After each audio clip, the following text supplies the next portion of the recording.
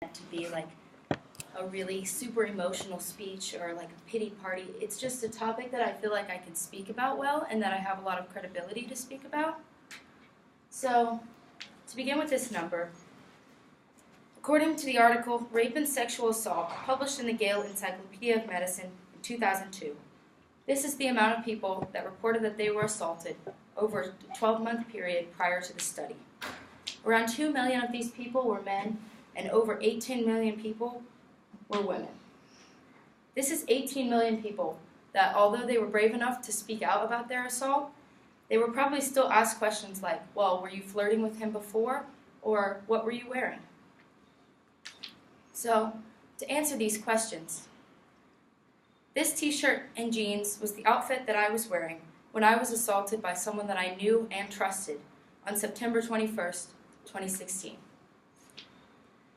Although these sexual assault rates are already ridiculously high, they're actually much higher than this, because many victims never report their abuse. This means that there are a lot of people out there who suffer in silence without proper treatment and go on to develop disorders like PTSD, depression, or anxiety disorder. This is particularly impactful in adolescents. Psychological disorders caused by assault affect every aspect of your life. Increased depression and anxiety rates can cause physical health problems like lowered immunity or headaches, along with mental problems.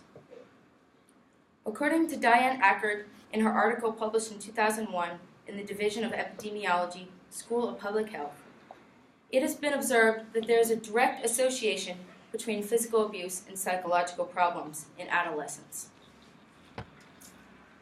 Although psychological damage is permanent, many victims go on to stay in a repeating cycle of abuse.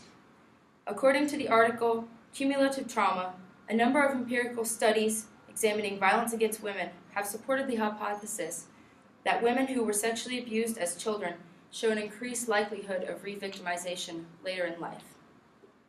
So not only does assault affect a person's mental health, it also affects every future relationship they will ever have with anyone.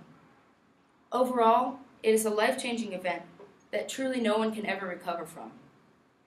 And the only thing you can do is try to move on and force yourself to accept what has happened to you.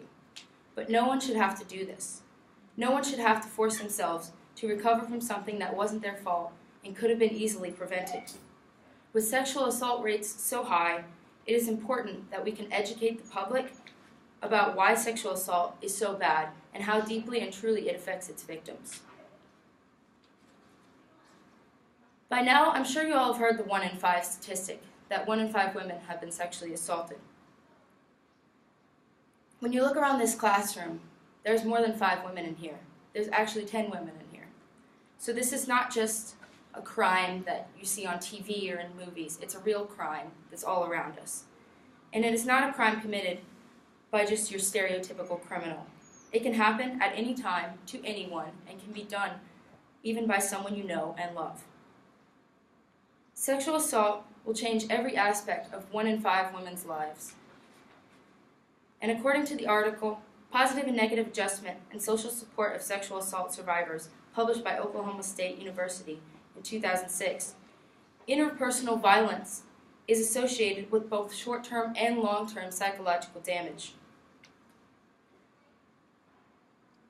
Therefore, sexual assault affects your entire life, not just your mental health, but also your overall physical health.